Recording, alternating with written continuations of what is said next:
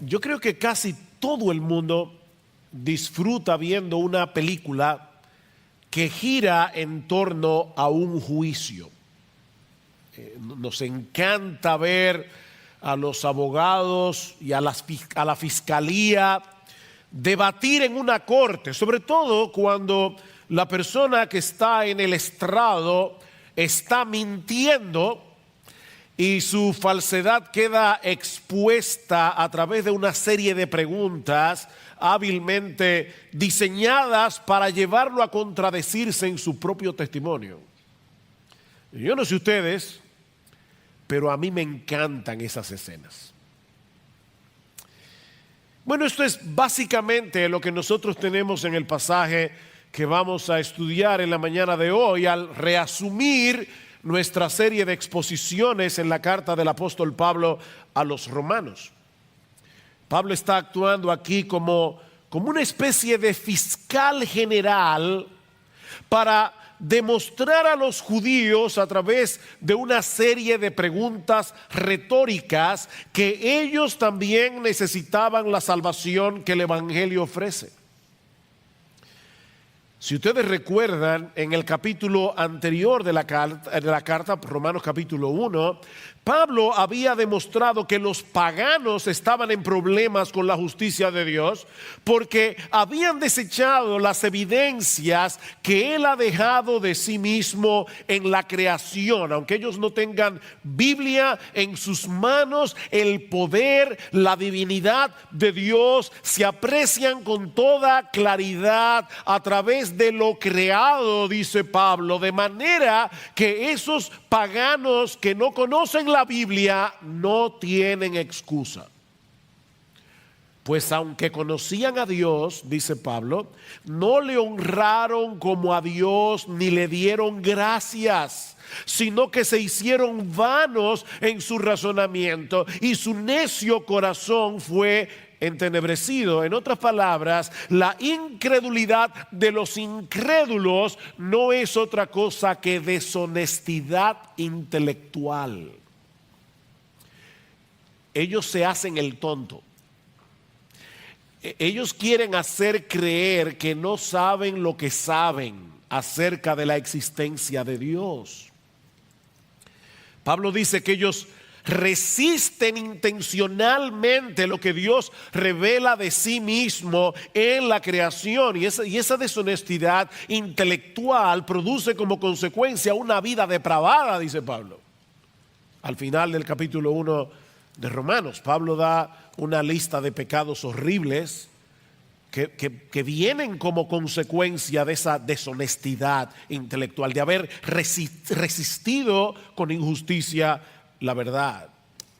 Cuando el hombre decide obviar las evidencias y echar a Dios a un lado, no solo se hace vano en su razonamiento, sino también depravado en su conducta. Ahora, ¿qué de los moralistas y religiosos? ¿Acaso no es cierto que aún en el mundo pagano antiguo había personas como Séneca, por ejemplo, que condenaban la inmoralidad, que exaltaban la virtud? Aristóteles escribió todo un libro acerca de ética, el filósofo griego. Platón hablaba de las verdades absolutas y de los valores absolutos. Exaltaban las buenas obras. Siempre ha habido gente así en el mundo. ¿Se van a condenar ellos también como el resto de los paganos? ¿O qué podemos decir de los judíos, el pueblo escogido por Dios en el Antiguo Testamento? Muchos de ellos manifestaban una conducta realmente opuesta a la cultura del mundo greco-romano, por lo menos lo que ellos profesaban con sus labios. ¿En qué posición se encuentran los judíos frente a la justicia de Dios? De hecho, yo creo que los cristianos, muchos cristianos evangélicos en el día de hoy están confundidos con respecto a ese tema. Bueno, eso es lo que Pablo va a responder ahora a partir del versículo 17 del capítulo 2 que vamos a considerar esta mañana.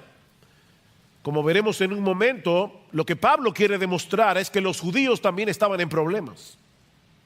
Los paganos están en problemas, los gentiles, las naciones del mundo están en problemas, los judíos están en problemas. De hecho, su condición es aún peor que la de muchos paganos, dice Pablo, porque ellos no se ven a sí mismos como personas en problemas.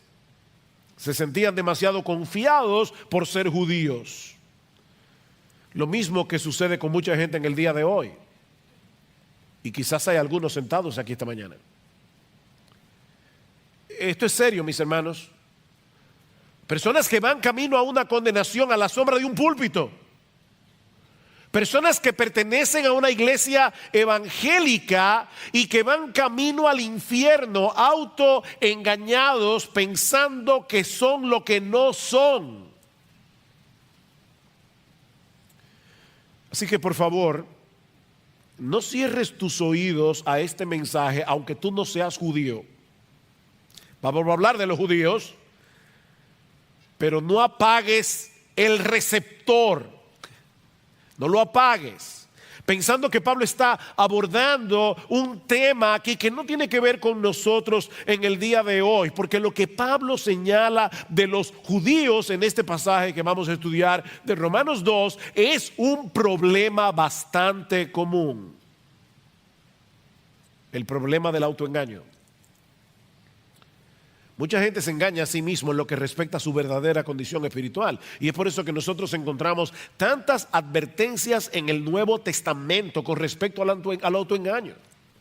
Yo creo que pocos pasajes del Nuevo Testamento son tan aterradores como las palabras del Señor Jesús en Mateo capítulo 7 versículo 21. No todo el que me dice Señor, Señor entrará en el reino de los cielos, sino el que hace la voluntad de mi Padre que está en los cielos. Muchos me dirán en aquel día, no pocos, Señor, Señor, no profetizamos en tu nombre y en tu nombre echamos fuera demonios. Y en tu nombre hicimos, otra vez, muchos milagros. ¿Ustedes se imaginan eso? Personas que profetizan, que aparentemente tienen la capacidad de echar fuera demonios, que hacen muchos milagros. Y Jesús les va a decir en el día del juicio, yo nunca os conocí. Nunca.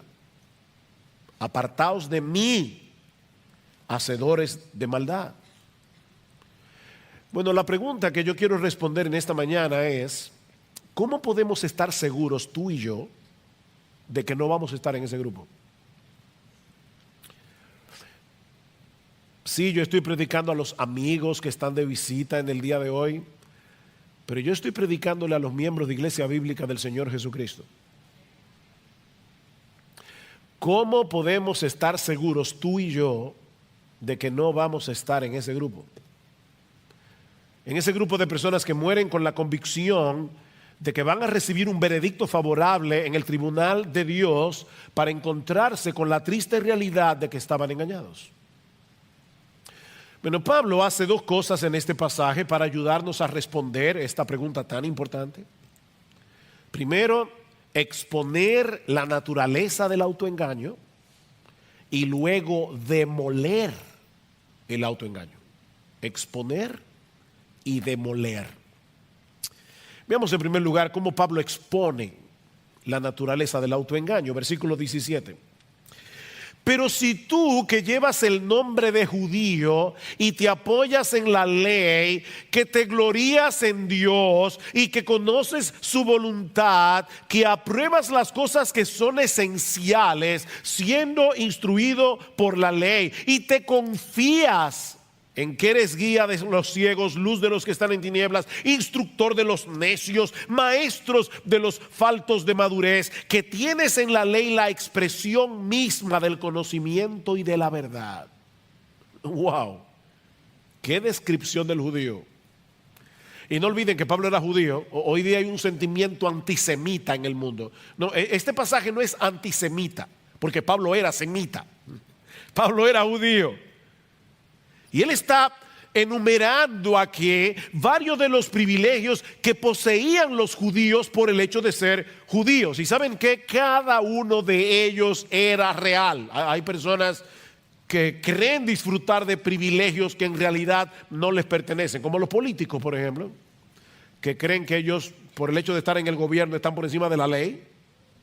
Ellos creen que tienen ese privilegio y por eso hacen lo que hacen. Pero ese no es el caso aquí. Los judíos realmente disfrutaban de todos esos privilegios que ellos decían tener. A través de los siglos, los judíos han tenido que vivir con un estigma difícil, muy difícil. Han sido rechazados a través de toda la historia.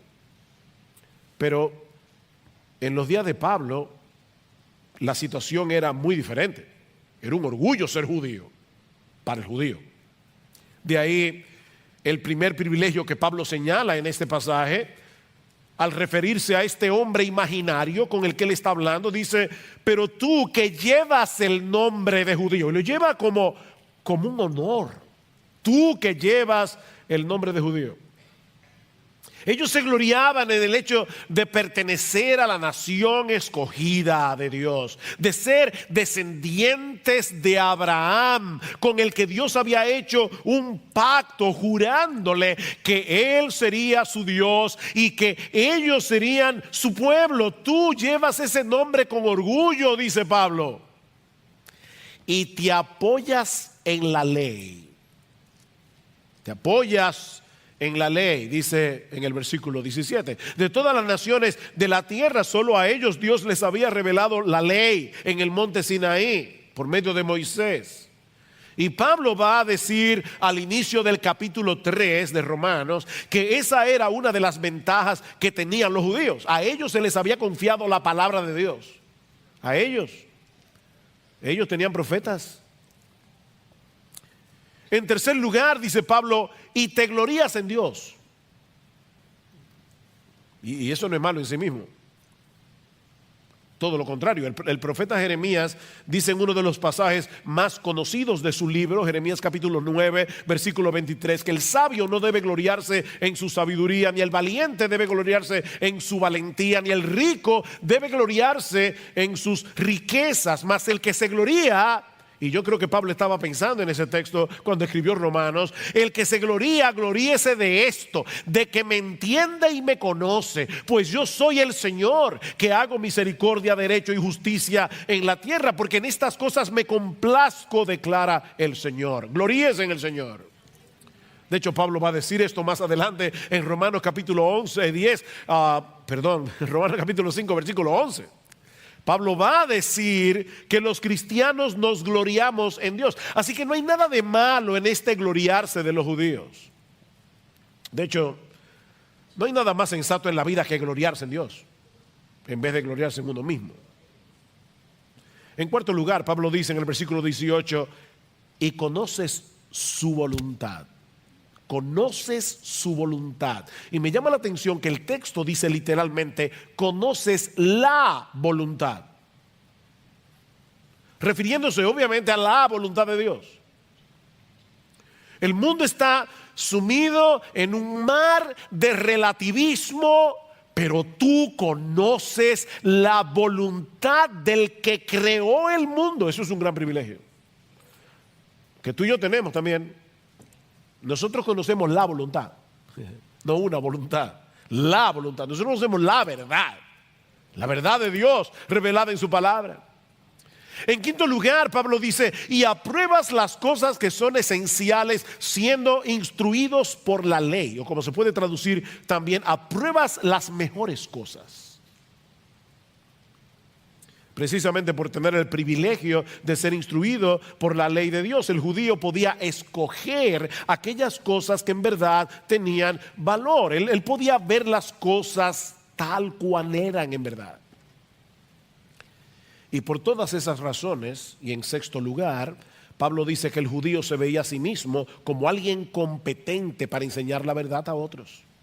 En medio de este mundo entenebrecido, ellos eran el faro de Dios para la humanidad. Versículo 19, y te confías en que eres guía de los ciegos, luz de los que están en tinieblas, hablando de los gentiles, instructor de los necios, maestros de los faltos de madurez, tal vez para hablar de los prosélitos que se hacían judíos siendo gentiles, que tienes en la ley la expresión misma del conocimiento y de la verdad.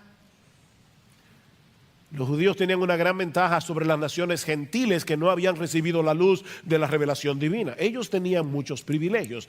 ¿Cuál era entonces su problema?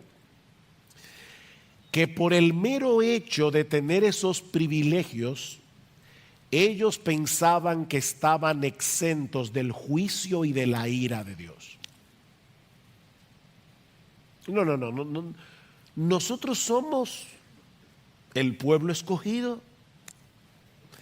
Ellos veían sus privilegios como una especie de refugio que los iba a librar del desastre cuando tuvieran que enfrentarse delante del tribunal de Dios. Recuerden, mis hermanos, porque hace ya unos domingos que detuvimos la serie de Romanos, que esta porción de la carta, en esta porción Romanos 1:18 a Romanos capítulo 3 versículo 20, Pablo está tratando de demostrar que la necesidad del evangelio es universal. Todo el mundo necesita el evangelio, no importa de qué raza, de qué nación. Es como si Pablo hubiese dejado en suspenso lo que él dice en Romanos capítulo 1 versículos 16 y 17. El evangelio, no me avergüenzo del evangelio porque es poder de Dios para salvación al judío primeramente y también al griego, porque en el evangelio la justicia de Dios se revela por fe y para fe, como está escrito, el justo por la fe vivirá. Pablo ha declarado eso en Romanos 1, 16 y 17, y ahora deja esa declaración en suspenso para volverla a tomar en Romanos capítulo 3 versículo 21. Noten que Pablo comienza ese texto diciendo: pero ahora, aparte de la ley, la justicia de Dios, recuerden, la justicia de Dios se revela en el evangelio, la justicia de Dios ha sido manifestada, atestiguada por la ley y por los profetas. ¿De qué justicia está hablando Pablo aquí? Él dice, es decir, te lo explica él mismo, la justicia de Dios por medio de la fe en Jesucristo para todos los que creen, porque no hay distinción, por cuanto todos pecaron y no alcanzaron la gloria de Dios. Romanos 1, 16 y 17, el evangelio revela la justicia de Dios. Romanos 3, 21, Pablo retoma el tema. Así que Romanos 1, 18 a Romanos capítulo 3 versículo 20 es como el jamón del sándwich, donde Pablo quiere mostrar por qué todos necesitamos ese evangelio. Judíos y gentiles. Judíos y gentiles. Todos tenemos problemas con la justicia de Dios, incluyendo a los judíos a pesar de sus privilegios. Mi amigo, déjame decirte algo, y cuando digo mi amigo, yo sé que muchas veces cuando yo uso la palabra mi amigo, los hermanos dicen, no, eso no es para mí, es para los invitados. No, mi amigo es a ti también, hermano, miembro de Iglesia Bíblica del Señor Jesucristo. Déjame decirte algo, no descanses en privilegios si los tienes, privilegios espirituales, porque ninguno de ellos te librará en el día del juicio.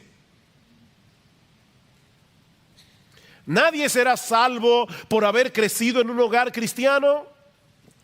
Nadie será salvo por haber asistido durante años a una iglesia en la que se predica fielmente la palabra de Dios. Nadie será salvo por el hecho de tener buena doctrina, porque nadie se salva por su teología. Nadie va a llegar al cielo por causa de su confesión de fe. Señor, tú sabes que yo tenía la confesión de fe de Londres de 1689. Yo creí en la sana doctrina. Olvídate de eso. Yo me bauticé en Iglesia Bíblica del Señor Jesucristo. Olvídate de eso. Olvídate de eso. Olvida tus privilegios Y mucho menos confíes en tu, digo, es que tú crees que es un privilegio ser miembro de esta iglesia. Y mucho menos confíes en tu conducta moral. O que fuiste bautizado en cualquier iglesia, no importa la denominación que sea. Mira, ni siquiera confíes en tu esfuerzo por obedecer la ley de Dios. Porque nunca ha habido nadie, aparte del Señor Jesucristo, que haya podido cumplir esa ley perfectamente. Lo que quiero decir, mis hermanos y amigos que están aquí en esta mañana, es que los privilegios se convierten en una maldición cuando los intercambiamos por la persona de Jesús. Ese es el problema. Y déjenme decirles que aún los cristianos verdaderos pueden caer fácilmente en esa trampa. ¿Saben que cuando nosotros nos convertimos al Señor Jesucristo, se instala en nuestro corazón el software de la gracia, el sistema operativo de la gracia, en el momento de nuestra conversión? Pero como el pecado todavía mora en nosotros, el sistema operativo de las obras es como un virus cibernético que está tratando de dañar el sistema operativo de la gracia. Así que todo el tiempo tenemos que estar luchando con el católico romano que tenemos en el corazón. Tú y yo somos fariseos en recuperación. Tenemos que luchar con ese problema y fácilmente podemos caer en la trampa de lo que alguien ha llamado el moralismo cristiano. Moralismo cristiano. Mira, cada vez que tú te jactas de algo que hayas hecho, cada vez que presupones que te has ganado el favor de Dios por tu obediencia, has caído en la trampa del moralismo cristiano. Mi hermano, nunca olvides que aparte de Cristo no merecemos ninguna otra cosa que la condenación, y que aparte de su gracia no podemos hacer absolutamente nada que de verdad sea agradable en la presencia de Dios. No hay nada de qué gloriarse. El que se gloría, que se gloríe en el Señor. El problema del judío, como dice Pablo, y yo lo dejé en suspenso, pero ahora quiero retomarlo otra vez, cuando Pablo dice: y te apoyas en la ley, ven, dependes de la ley, descansas en el hecho de que tienes la ley, en que estás tratando de obedecer la ley. No, mis amados hermanos, Jesucristo es el todo de la vida cristiana. Él es el principio y el fin. Los privilegios son privilegios, las bendiciones son bendiciones, siempre que no sustituyan a Jesús. Porque ni los privilegios ni las bendiciones en sí mismas pueden salvar a nadie ni transformar a nadie. Solo Cristo puede hacer eso, y Él lo hace por medio de la fe. Es decir, cuando transferimos la confianza que todos nosotros tenemos en nosotros mismos, se la transferimos a Él. Y ahora confiamos en Él, no en nosotros mismos. Ya Pablo ha expuesto el autoengaño de los judíos y de todos los que se amparan en sus privilegios para rechazar el evangelio o para tener un poco el evangelio. Pero ahora Pablo va a tratar de demoler, de autodestruir ese autoengaño a través de preguntas retóricas. Ahora tenemos a Pablo el fiscal, el autoengaño demolido. Hace unos domingos atrás consideramos en dos mensajes los primeros 16 versículos del capítulo 2 que anteceden al pasaje que estamos estudiando hoy. Y una de las enseñanzas que nosotros extrajimos de ese pasaje es que si bien es cierto que la salvación es por la fe y no por obras, recuerden, mis hermanos, que lo que será juzgado en el día del juicio son las obras que evidencian la realidad de la fe. ¿Recuerdan eso? Versículo 5, Pablo dice: mas por causa de tu terquedad, está hablando allí de los moralistas, y de tu corazón no arrepentido, estás acumulando ira para ti en el día de la ira y de la revelación del justo juicio de Dios, el cual pagará a cada uno conforme a sus obras. La salvación es por la fe, el juicio es por las obras. Déjeme aclarar eso por si acaso alguien se olvidó ya de lo que predicamos hace varios domingos. Por ejemplo, definitivamente nadie se va a salvar por obedecer los mandamientos. Eso lo sabemos todos. Pero todo aquel que ha sido salvado por Cristo, dice la misma carta a los romanos en Romanos 6, Romanos 7, Romanos 8, que todo aquel que es salvado por Cristo es capacitado por el Espíritu de Dios que ahora mora en nosotros para obedecer a Dios sinceramente, aunque nunca podamos hacerlo perfectamente. El que me ama, mi palabra guardará. ¿Recuerdan? Si me amáis, guardad mis mandamientos, dice el Señor en Juan capítulo 14. Esa obediencia movida por la gratitud, no por un deseo servil y temor de servil de que si yo no hago esto me va a partir un rayo. No. La obediencia movida por la gratitud, la obediencia movida por el deseo de que Dios sea glorificado en mi vida, es una evidencia de que somos salvos. Pero estos judíos de los que Pablo está hablando aquí y de todos los que son como ellos, se gloriaban en el hecho de tener la ley y de enseñársela a otros, pero al mismo tiempo ellos desobedecían esa ley de diversas maneras. Vean el versículo 21. Aquí comienza el fiscal, la fiscalía. Tú pues que enseñas a otro, ¿no te enseñas a ti mismo? ¡Pum! Sí. Primer misil. Miren, este es un pecado muy común. El decir a otros lo que deben hacer y con insistencia. Cuando nosotros mismos vivimos por estándares muy inferiores. Eso fue lo que el Señor Jesucristo señaló de los escribas y fariseos en su famoso discurso de Mateo 23. ¿Recuerda lo que les dice el Señor? En la cátedra de Moisés se sientan los escribas y los fariseos. Así que todo lo que os digan que guardéis, guardadlo y hacedlo. Ellos enseñan la sana doctrina. Son ortodoxos en su enseñanza. Mas no hagáis conforme a sus obras, porque dicen y no hacen. Porque atan cargas pesadas y difíciles de llevar y las ponen sobre los hombros de los hombres, pero ellos ni con un dedo quieren moverlas. ¿Ven el problema? En otras palabras, ellos enseñan la doctrina correcta, pero son unos hipócritas. Porque no ponen en práctica las mismas cosas que ellos le dicen a otros que deben hacer.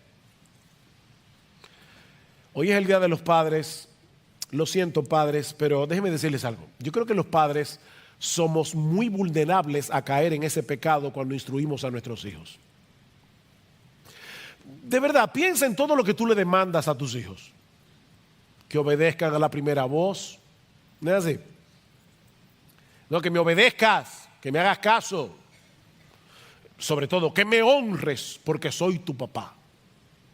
Y muy bien, los hijos deben aprender a obedecer, los hijos deben aprender a honrar a sus padres. Ahora yo te pregunto, y es una pregunta que me hago yo mismo también, es un autoexamen para todos.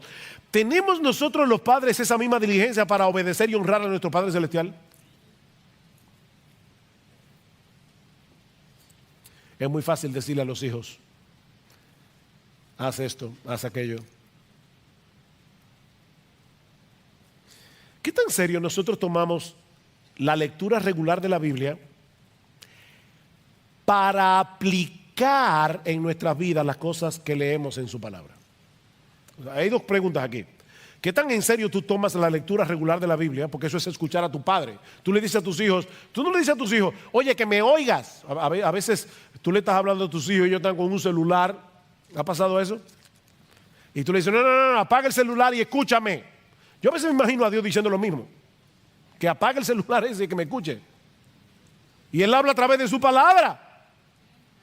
Entonces nosotros le decimos a nuestros hijos, escúchame. Y Dios te dice, sí, escúchame. que yo soy tu padre, escúchame. Y no me escuches simplemente para decir que hiciste el devocional. Escúchame para hacer lo que leíste. Escúchame. Dice Martin Lloyd-Jones, hablando de este problema, cuando lees tu Biblia día tras día, ¿te aplicas su verdad a ti mismo? ¿Qué pretendes cuando lees la Biblia? ¿Solo tener conocimiento de ella para después mostrar a los demás lo mucho que sabes y para tener argumentos para discutir?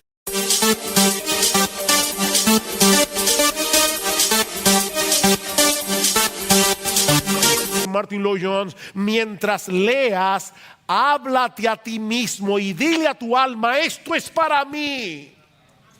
Permite que la escritura te examine. Si no lo haces, puede ser muy peligroso. Me llamó la atención esto último que dice Lloyd-Jones. En un sentido, mientras más conoces de la Biblia, más peligro corres si no te la aplicas a ti mismo. ¿Se dan cuenta que ese problema no era solo de los judíos? Antes de que intentemos aplicar la Biblia a otros, debemos comenzar con nosotros mismos. Pero estos judíos, en su hipocresía, se contentaban con tener la ley, enseñársela a los demás, aunque ellos mismos la desobedecían. Y Pablo da 3 ejemplos de esto. Versículo 21. Tú que predicas que no se debe robar, ¿robas? Usted ve, pastor, ahí sí yo me siento libre. Robar. Miren, hay que ser muy sinvergüenza para uno decir claramente que está a favor del robo. Todo el mundo pretende ser una persona honrada. Y yo creo que es una de las cosas que la gente más dice.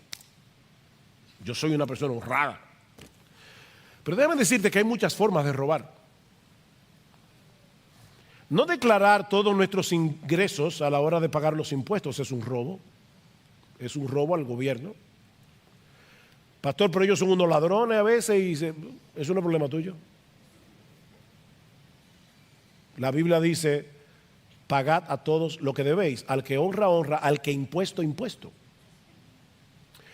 ¿Tú robas cuando tú te coges la hora del almuerzo y la extiendes más allá de lo que debes? Le estás robando a tu empleador porque él te está pagando para que tú hagas un trabajo. Y mucho menos si te pones a ver en Facebook cuando deberías estar trabajando.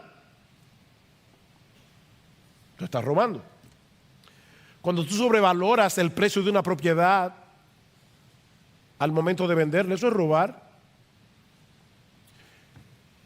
Cuando tú no ofrendas lo que tú deberías ofrendar de acuerdo a tus ingresos, ¿tú le estás robando a Dios? Hay muchas formas de robar. Y eso por solo citar algunos ejemplos. ¿De verdad tú eres tan honrado como creías? Versículo 22. ¿Tú qué dices que no se debe adulterar? ¿Adulteras? Uy, ahí sí metió el cuchillo hondo. Todos nosotros sabemos que la Biblia prohíbe las relaciones extramaritales. Y quizás hay muchos aquí que puedan decir: mira, yo siempre he sido fiel a mi esposa, a mi esposo. Pero una de las cosas que el Señor nos hace ver en el Sermón del Monte es que ese mandamiento también es violentado cuando nosotros miramos a una mujer que no es la nuestra con ojo de lascivia y de codicia. Mateo 5:28. Cualquiera que mira a una mujer que no es la tuya para codiciarla, ya adulteró con ella en su corazón. Y en aquellos días no tenían que lidiar con la epidemia pornográfica con la que nosotros tenemos que bregar en el día de hoy. Casi cualquier persona tiene al alcance de su mano muchas maneras de cometer adulterio cibernético. Viendo en el internet, en el celular, lo que no debe ver, sin que nadie excepto Dios se dé cuenta. Y otra vez yo te pregunto, ¿tú sigues pensando de ti mismo que eres una persona tan intachable moralmente hablando y que no necesitas del evangelio? O sea, tú nunca has codiciado tener lo que otro tiene. Ni nunca se te han ido los ojos detrás de una mujer que no es la tuya. Nunca. El tercer ejemplo que usa Pablo en el versículo 22 es un poco complicado, es más difícil de entender. Dice, ¿tú que abominas de los ídolos saqueas templos? Los judíos en el Antiguo Testamento tenían muchos problemas con la idolatría hasta que Dios los envió cautivos a Babilonia. A partir de ese momento, cuando los judíos salieron de Babilonia, salieron hastiados de los ídolos y nunca más tuvieron problemas con la idolatría en un sentido literal. Ellos abominaban a los ídolos, ellos se burlaban de los gentiles que adoraban estatuas, que adoraban pedazos de madera como si fueran dioses. Fíjense que Jesús nunca acusó a los fariseos ni a los judíos de su tiempo de ser idólatras. Pero al mismo tiempo hay documentos de la época que revelan que los judíos no eran tan estrictos a la hora de utilizar los metales preciosos provenientes de templos paganos que habían sido saqueados. Y ellos decían, bueno, un ídolo no es nada en el mundo. Qué bueno que se libraron de adorar esas estatuas, ahora me la están vendiendo a mí. Y ellos tomaban el oro y la plata de esos templos saqueados, a pesar de que Dios en Deuteronomio capítulo 7 versículo 25 había dicho explícitamente que las esculturas de los dioses paganos debían ser quemadas en el fuego. Dice, no codiciarás plata ni oro de ellas para tomarlos para ti, para que no tropieces en ello, pues es abominación a Jehová tu Dios. Y aparentemente es de eso que Pablo está hablando aquí. Digo aparentemente, yo no quiero ser dogmático, pero es la interpretación que más parece tener sentido. El punto es, mis hermanos, que de una forma o de otra, estos judíos de los que Pablo está hablando en este pasaje, se gloriaban de tener en sus manos la ley de Dios, de ser circuncidados, como veremos la semana que viene, de todos los privilegios que tenían por el hecho de ser el pueblo al que Dios había revelado su voluntad, pero no obedecían. Eran oidores olvidadizos. Mis hermanos, ¿de qué sirve tener la cabeza llena de conocimiento? ¿De qué sirve leer un montón de libros? ¿De qué sirve tener la cabeza llena de teología cuando no demostramos con nuestros hechos que realmente amamos a Dios y deseamos obedecer su palabra? Dice Pablo, tú que te jactas de la ley, versículo 23, violando la ley deshonras a Dios. ¿Se dan cuenta? Cuando violamos la ley de Dios, estamos deshonrando al Dios de la ley. Por eso cuando amamos la ley de Dios, estamos amando al Dios de la ley. Oh, cuánto amo yo tu ley. Fíjense que el salmista no dice cuánto amo yo la ley. Él no era un legalista. Es cuánto amo yo tu ley. Porque es tu ley, porque salió de tu corazón, porque revela lo que tú quieres para mí. Yo amo tu ley. Dice Pablo en Romanos capítulo 7. Yo me deleito en el hombre interior, en la ley de Dios. Yo me deleito en la ley de Dios. La ley es un deleite para mí. Es la voluntad de mi Padre que está en los cielos.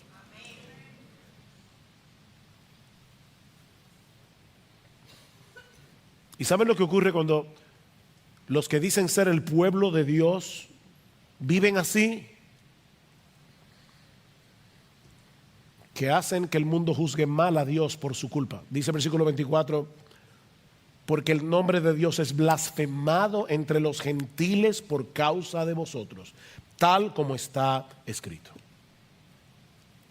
Pablo está mezclando aquí Isaías 52 capítulo 5 con Ezequiel capítulo 36 versículo 20 al 23, y está uniendo esos dos textos para mostrar probablemente que este patrón de hipocresía no era nuevo en el pueblo de Israel.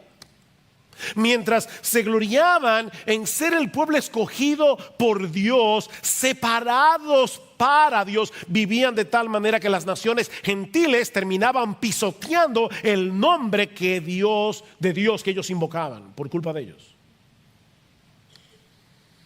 Y una vez más, mis amados hermanos, Este es un pecado muy serio del que los evangélicos no están exentos.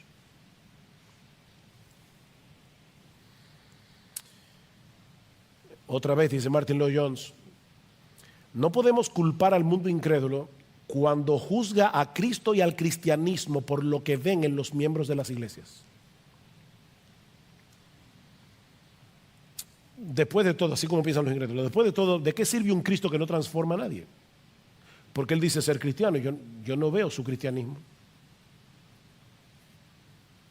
en su conducta, en sus decisiones. Voy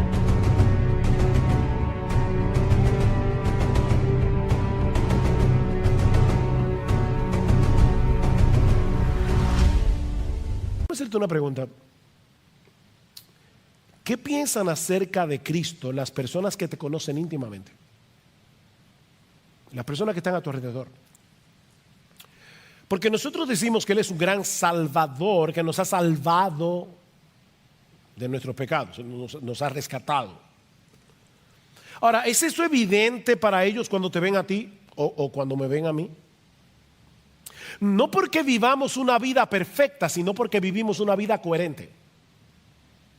No es de perfección que estamos hablando aquí, es de coherencia. Es de coherencia. Aquel que ha sido salvado del pecado al precio de la muerte de su Salvador debería demostrarlo delante de todos, tomando en serio el pecado, aun cuando peca. Porque los creyentes pecan. Y yo no sé si tú lo sabías. Pero el creyente toma el pecado en serio. Hasta cuando peca, el creyente debe ser reconocido porque es un hombre, es una mujer que vive una vida de arrepentimiento todo el tiempo. Y que sabe pedir perdón cuando se da cuenta de que su conducta pecaminosa ha afectado a alguien. Es una persona que se arrepiente delante de Dios y delante de los hombres. Toma el pecado en serio.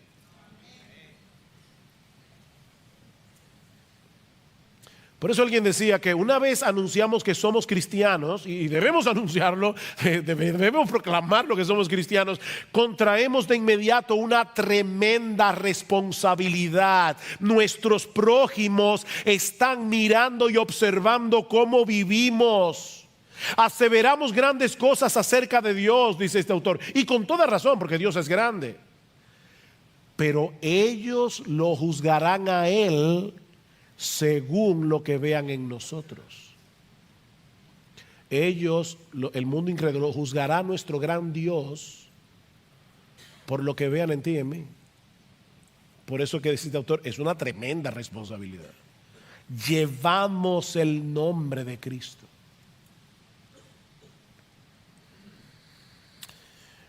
Ahora, yo me preguntaba cuando leí este pasaje esta semana y preparándome para predicar, decía, ¿y a dónde es que quiere llevarnos Pablo con este proceso de argumentación?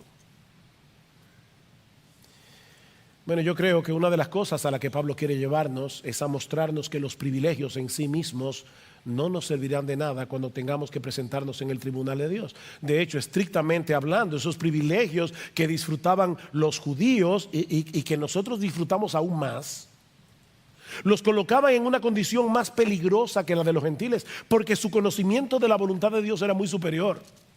¿Recuerdan las palabras de Jesús en Lucas capítulo 12, versículo 48? Él dice, a todo aquel a quien se haya dado mucho, mucho se le demandará. Y al que mucho se le haya confiado, más se le pedirá.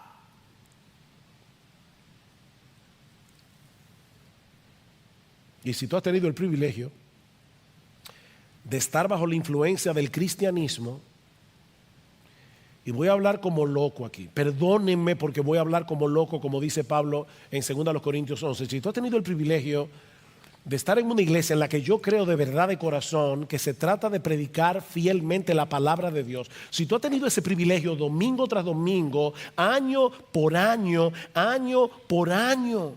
tu responsabilidad es aún mayor que de la de los judíos de los que Pablo está hablando en este pasaje. No pienses ni por un momento que por haber nacido en un hogar cristiano, por tener una esposa cristiana, por haber asistido durante mucho tiempo a una iglesia donde se predica la palabra, o porque tienes un entendimiento bastante bueno de la sana doctrina, que tú tienes buena teología, no pienses ni por un momento que por eso tú vas a salir bien parado en el día del juicio. A menos que te ampares únicamente en Jesucristo y en su obra de redención para el perdón de sus pecados, ninguno de esos privilegios te servirá de nada cuando tengas que comparecer ante el tribunal de Dios. Ahora, yo creo que Pablo está tratando de hacer otra cosa aquí. Pablo está tratando de librarnos, porque recuerden que esta es una carta que se escribió a cristianos de Roma en el primer siglo.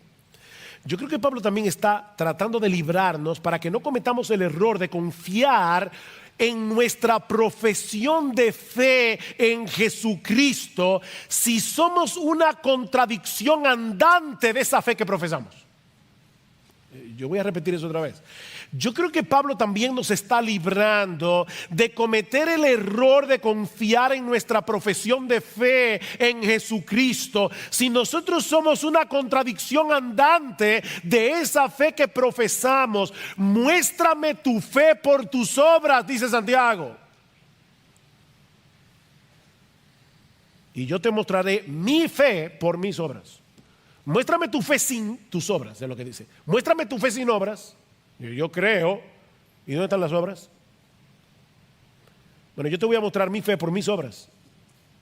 Porque dice Santiago más adelante que una fe sin obras es una fe muerta.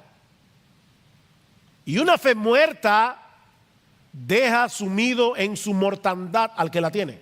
No te da vida. La fe muerta no da vida. ¿Y cuál es la fe muerta? La que no produce obras.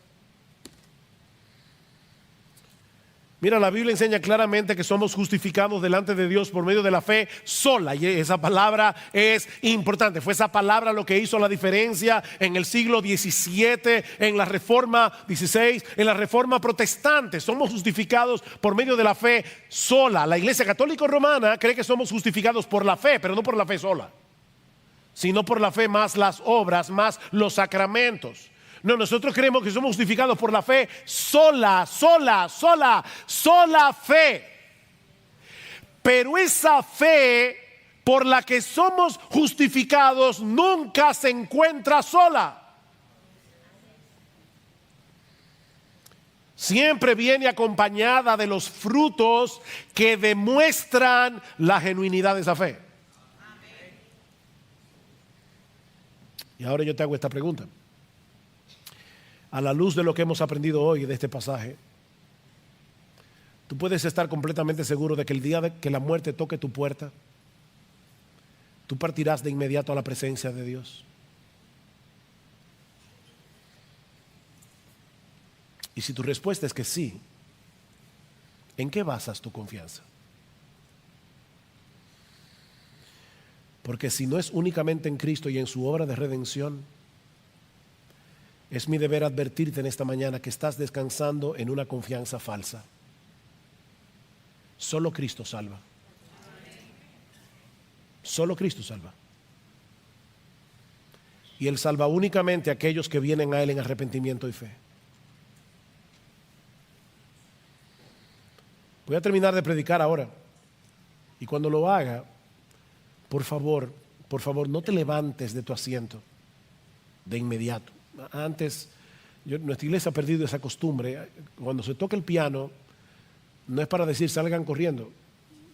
Es para que tranquilo allí, en tu asiento, no te pares. El mundo no se va a acabar en 2 minutos. Quédate tranquilo. Quédate en tu asiento. Y medita en oración en lo que has escuchado hoy. Pídele al Señor en oración que te ayude a examinar tu corazón. Dice el salmista en el Salmo 139, examíname, oh Dios, y conoce mi corazón. Él conoce nuestro corazón, pero Él está pidiendo, ayúdame a conocer mi corazón, pruébame y conoce mis pensamientos y ve si hay en mí camino de perversidad. Eso es el salmista orando. Y guíame en el camino eterno. Oh, que el Señor bendiga su palabra hoy, dándonos la sensibilidad y la objetividad que necesitamos para escudriñar nuestro corazón. Pero no te quedes ahí, no te quedes ahí. Los puritanos decían: por cada mirada que le des a tu pecado, mira 10 veces a la cruz. Una mirada al pecado, 10 veces mira a Jesús. Oh, mira a Cristo. Mira a Cristo, transfiérele a Él la confianza que tienes en ti mismo o en tu religión o en lo que sea que no sea en Él.